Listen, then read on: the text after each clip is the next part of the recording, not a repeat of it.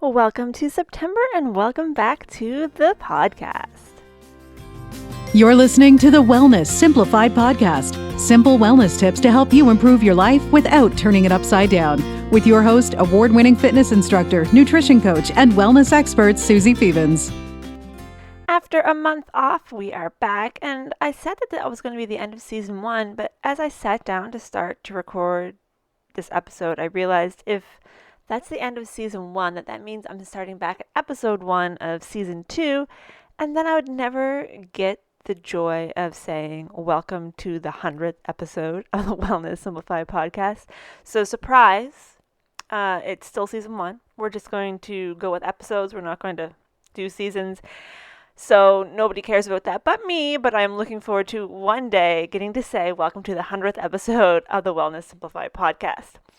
Now that we have that extremely important information taken care of, let's get right into today's episode. This week is back to school week. I know some places went back to school last week or even a few weeks earlier, depending on where you live. But here in the Annapolis Valley, I believe yesterday was the official first day of school for most kids. Teachers went back a few days earlier, which makes today, or this week rather, a great time to talk about what I'm about to talk about. It's an analogy I use a lot. I believe I got this from Gina Harney at the fitnessista.com many years ago, but I have come back to it and said it to so many of my own clients that I thought I would share with you all, and that is the backpack analogy. So you already can see why I'm talking about it today. Back to school week, everybody's getting new backpacks, cleaning things out, getting ready to go. So the backpack analogy is there's only so much room in our backpack for so many things. So those with kids know for sure that you can only put so many things in that backpack, and you need to put the things that you need in it. So I think back to when I was in high school, we didn't always have time between classes to go back to our locker to change books. So you always had to make sure that you had the books that you needed for those next couple classes in your book bag to get you through those classes. And then you'd go back to your locker, you would take those out, you'd put different books in, different binders in, different resources in, and you'd switch it in and out throughout the day, throughout the week, months, whatever. So you didn't always keep all the same things in your book bag because you didn't have room for all of those things in your book bag at all times. And then there's also the issue of all book bags are a little bit different. Some book bags are bigger, some book bags are smaller, some have more pockets than others. Some kids have things in their book bag that they have to keep in their book bag all of the time. So maybe they need to keep a puffer nearby, maybe they need to have an EpiPen, maybe they need to have water because whatever.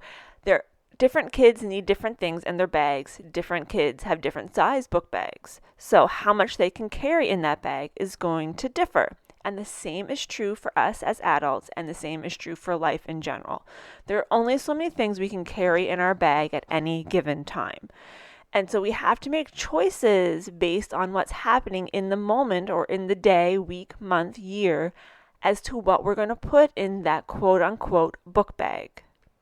In an ideal world, and that is ideal world in quotation marks because that does not exist, we are able to keep all of the things that are important to us in our book bag at all times. We're able to keep our job, we're able to keep our family, we're able to keep our friends, our social life, our exercise, our nutrition, our self-care, our rest, our health, everything. We're able to keep all of that in our book bag at all times. But that is not reality. Reality is you really can only carry 3, maybe 4 things in your book bag at any given time. And for some people, they can't even carry quite that many. Maybe they can only carry 2. Depends on pre-existing conditions, health, mental health, physical health, the type of work you're in, what you have going on in your day-to-day life. Do you have kids? Do you not have kids? Do you have a spouse? Do you live alone? All of those sorts of things, as well as privilege. So whether you come from a one-parent family versus a two-parent family, whether you are a minority, whether you have issues having security at home as far as having a safe place to stay, a safe place to sleep, adequate food, all of those things really make adjustments to the size of your quote-unquote book bag. And it's really important that we realize as a society that nobody is able to keep all of those balls in the air. So you can also use this as a juggling analogy. You can only keep so many things in your book bag or so many balls in the air at any given time. And there are times in our lives when we all can really only focus on one or two items, and everything else sort of has to fall to the wayside. So I have clients who will come to me and they'll say, I feel really bad, but I can't focus on my nutrition right now. Things are going on at home, things are going on at work. I'm having a new baby, I'm moving across the continent, all sorts of things. And they're like, I just can't focus on food right now. And I say, that's okay. It's a season in life. You don't have room in that virtual book bag for worrying about food, macros, calories, whatever at this moment. Just make sure you are eating food, preferably healthy food most of the time, and worry about what you need to worry about. And when that settles down, you'll be able to come back to your nutrition or to your workout program or whatever it is. You don't need to be 100% all of the time. You need to make those swaps where it's necessary. And for some people, the beginning of September is a wonderful time to get back on track with their eating, with their exercise, because we're going back into regular routines. Kids are in school. A lot of those summer activities have wrapped up. So our day-to-day life is going back to normal, whatever normal is. But then there's other people whose September is so stressful because maybe they're a teacher and they're going back to work and they have to readjust to those early mornings and being in a classroom all day and not being able to go to the bathroom or get food whenever they want, and having to take care of children who maybe are having issues at home or having some behavioral issues or whatever it is. There are people who September is a stressful time and not a time of reset. So it's important that we all remember and realize that everybody's in a different place in their life and everybody's carrying different things in their virtual book bag. And just because you find that what you're focusing on right now is the most important thing in your life, that does not mean that that is true for somebody else.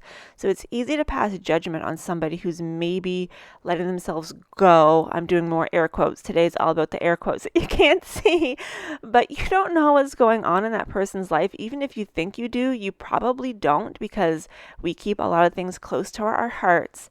And it's just really important that we realize that everybody has this book bag. Everybody can only put so many things in it. We all have different sized book bags. Some of us already have some things in the book bag that we aren't ready to remove. So past traumas and baggage and things that have happened to us in our lives that we're still holding on to.